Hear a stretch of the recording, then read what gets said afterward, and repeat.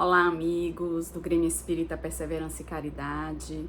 Eu sou Michele, trabalhadora dessa instituição no atendimento fraterno e também no setor doutrinário.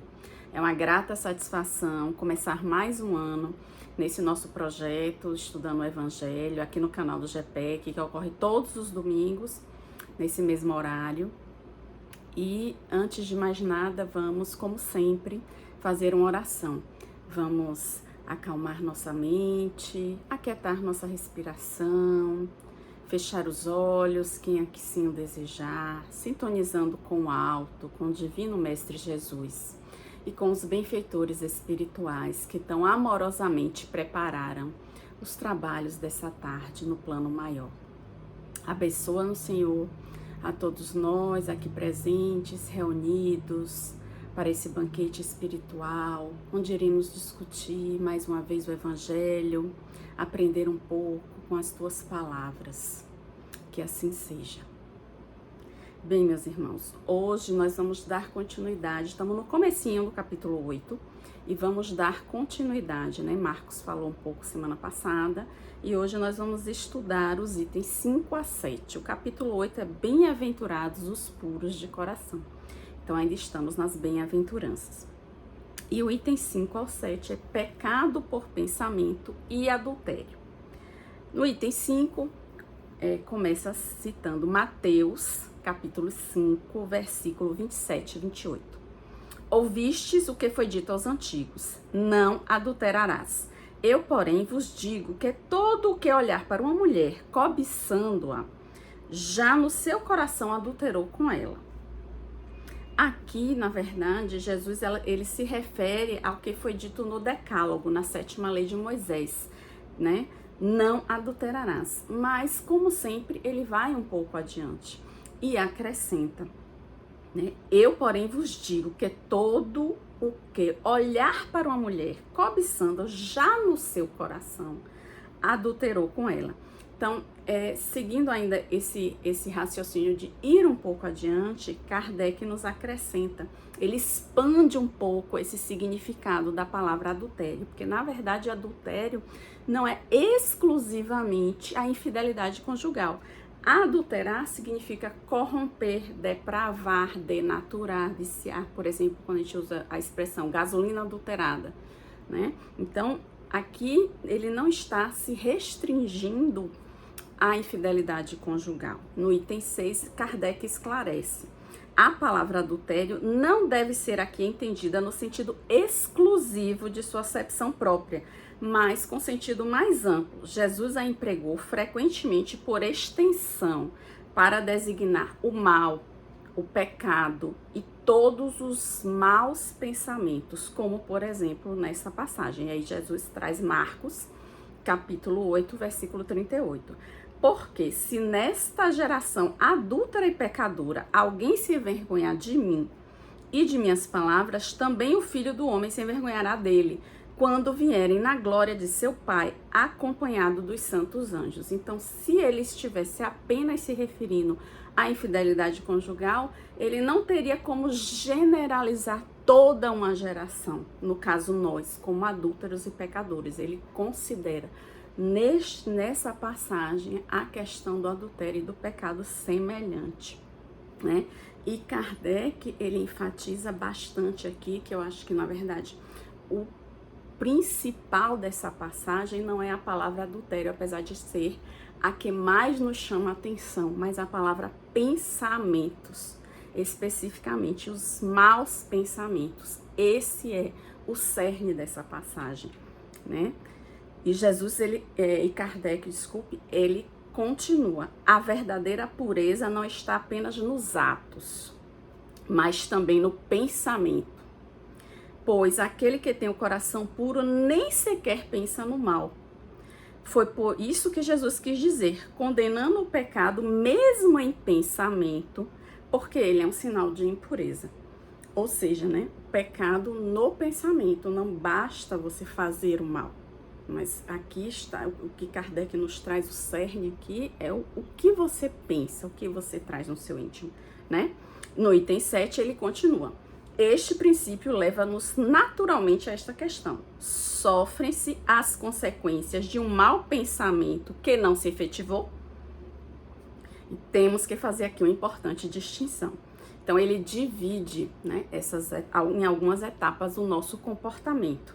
E Kardec segue. À medida que a alma comprometida no mau caminho avança na vida espiritual, vai se esclarecendo e pouco a pouco se liberta de suas imperfeições, segundo a maior ou menor boa vontade que emprega em virtude do seu livre-arbítrio.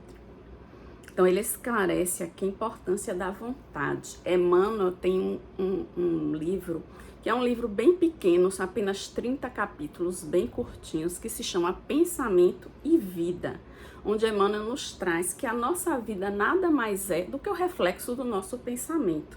Né? Esse livro, na verdade, ele é como se fosse um manual para os desencarnados que estão prestes a ingressar na matéria, né, de como se comportar, e ele fala bastante sobre a importância do nosso pensamento, do que nós pensamos e da nossa vontade.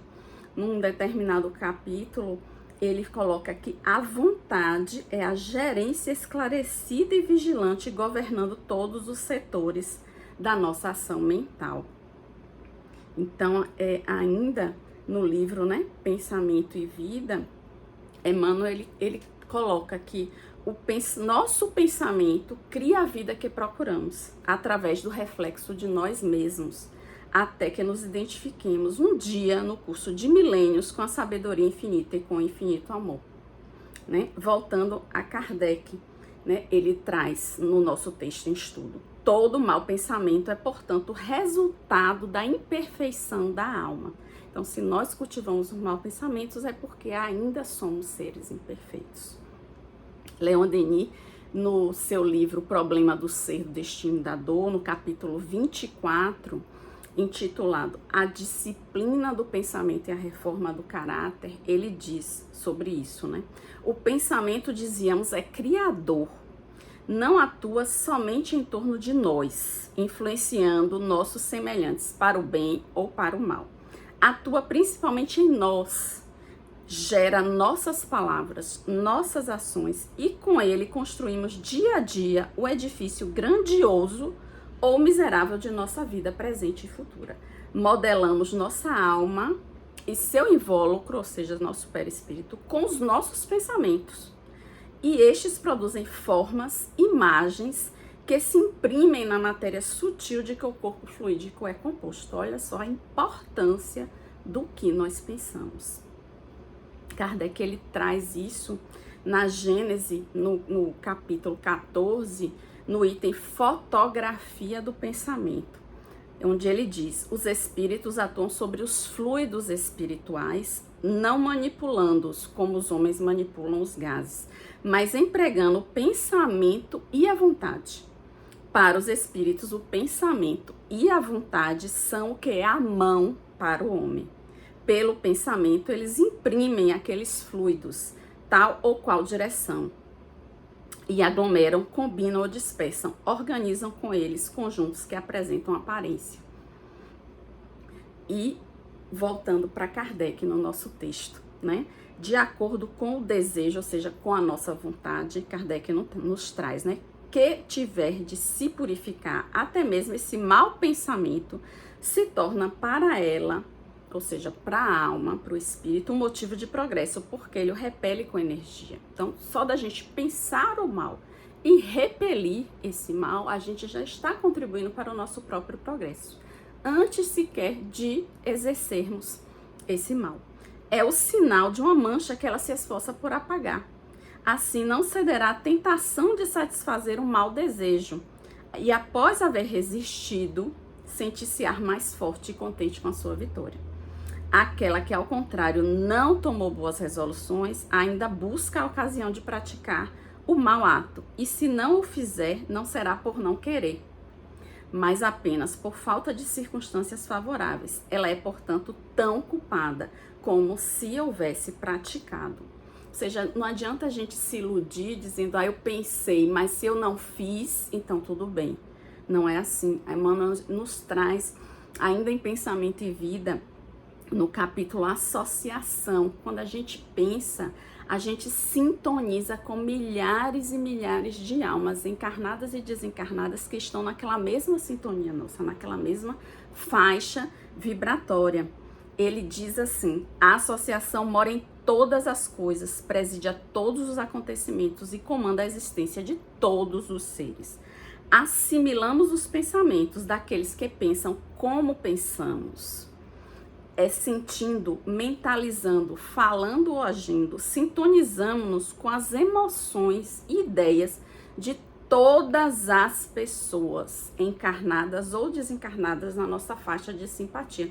Quantas vezes não encontramos com alguém e do nada começamos a ficar irritados, inquietos, agitados? Aquela irritação, aquela agitação não é nossa, mas nós captamos, sintonizamos porque estávamos, digamos assim, entre aspas, distraídos e acabamos absorvendo aquela sintonia. E continua ainda Emmanuel: estamos invariavelmente atraindo ou repelindo recursos mentais que se agregam aos nossos, fortificando-os para o bem ou para o mal, segundo a direção que escolhemos. Do mesmo jeito, às vezes estamos ao lado de alguém e nos sentimos muito bem. Aquela pessoa nos transmite paz, nos transmite uma tranquilidade e que nós não estávamos sentindo até estar ao lado daquela pessoa, E segue: em qualquer providência, em qualquer opinião, somos sempre a soma de muitos. É isso que a gente tem que ter em mente sempre. Expressamos milhares de criaturas e milhares de criaturas nos expressam. Então é uma grande ilusão a gente achar que porque a gente está pensando e a gente não está fazendo, tá tudo bem. Não é assim. Porque quando a gente pensa, a gente sintoniza com milhares de criaturas naquela mesma faixa. Porque que muitas vezes a gente é agressivo no trânsito e aquela agressividade em fração de minutos pode se transformar numa tragédia. Porque aquilo toma proporções exorbitantes. Naquele momento de agressividade, de irritação, você sintoniza naquela faixa vibratória, você potencializa todos aqueles sentimentos.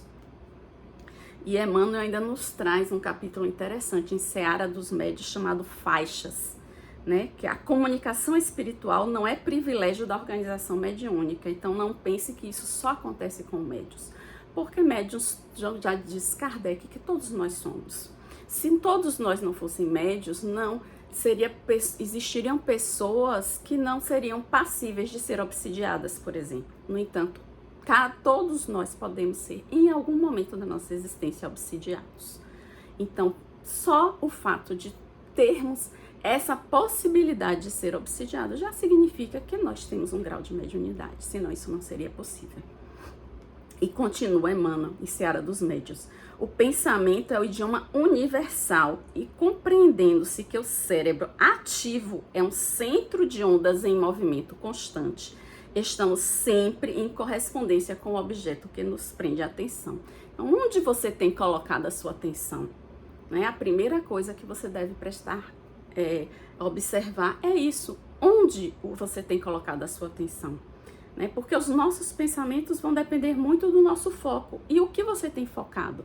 Muitas vezes você está agitado, está num estado triste, num estado depressivo, mas se você parar e escutar uma música calma, ou fazer uma leitura edificante, Denis, ele traz muito essa questão da leitura, porque quando a gente lê, principalmente quando a gente lê o Evangelho, ou quando a gente lê uma leitura espírita, edificante, a gente sintoniza com os pensamentos daqueles espíritos que trouxeram aquilo para nós. E isso é capaz de elevar a nossa vibração e com isso nós conseguimos muitas vezes nos sentirmos melhores e até nos blindarmos de alguns pensamentos que tanto nos atormentam e tanto nos fazem sofrer. Todo espírito, na condição evolutiva em que nos encontramos, é governado essencialmente por 3 fatores específicos, ou mais propriamente, a experiência, o estímulo e a inspiração. O que seria esse estímulo? É o que você tem em sua volta. Então, se você passa, às vezes, o dia inteiro assistindo coisas ruins ou olhando coisas fúteis, inúteis, qual será a qualidade do seu pensamento? né? Obviamente que vai depender do que você se está estimulando e está aceitando, né? Ele coloca aqui a inspiração é a equipe dos pensamentos alheios que aceitamos ou procuramos, porque muitas vezes a gente procura mesmo, a gente procura aquele tipo de pensamento e sintoniza, né? És convidado incessantemente a entrar na faixa das requisições espirituais que te cercam. Geralmente, toda criatura que ainda não traçou o caminho da sublimação moral a si mesma, assemelha-se ao viajante entregue no mar ao sabor das ondas. Então, se a gente está, numa analogia, num barco à vela e se deixa levar pelo vento, a gente não vai conseguir chegar ao nosso destino. Para isso, a gente precisa ter o domínio do leme e ajustar as velas. Então, se a gente não pensa, se deixa levar ali por aquele turbilhão de pensamentos, né, que nos cercam durante todo o dia, não para, não faz uma prece, não se acalma, não faz uma leitura naquele dia, não para, medita, a gente vai ser levado ao sabor da correnteza, ao sabor como uma folha ao vento, né, como se diz. E Kardec resume no final, né, do nosso capítulo. Em resumo, a pessoa que nem sequer concebe o mau pensamento já realizou o progresso. Aquela que ainda tem esse pensamento, mas o repele, está em vias de realizá-lo. E, por fim, aquela que tem o pensamento e nele se compraz, ainda está sob toda a força do mal. Numa, o trabalho está feito. Nas outras, está por fazer. Deus é justo, leva em conta todas essas diferenças na responsabilidade dos atos e dos pensamentos dos homens. E Emmanuel completa em Seara dos Médiuns. Receberás, portanto, variados apelos, nascidos do campo mental de todas as inteligências encarnadas e desencarnadas que se afinam contigo, tentando influenciar-te, através das ondas inúmeras que se revela a gama infinita dos pensamentos da humanidade. Mas se buscas o Cristo, não ignoras em que altura lhe brilha a faixa. Com a bússola do Evangelho, sabemos perfeitamente onde se localiza o bem e o mal. Razão porque, dispondo nós do leme da vontade, o problema de sintonia corre por nossa conta. Então é isso, meus irmãos. Ficamos por aqui hoje. Até o próximo domingo, se Deus quiser. Vamos encerrar fazendo uma vibração, orando pelo nosso planeta, pelo nosso país, pela nossa cidade, pela nossa família, pelos nossos amigos, por todos os trabalhadores do GEPEC que estão sintonizados de alguma forma com esse trabalho e que possamos ter uma semana produtiva e abençoada no bem. Que assim seja. Muita paz.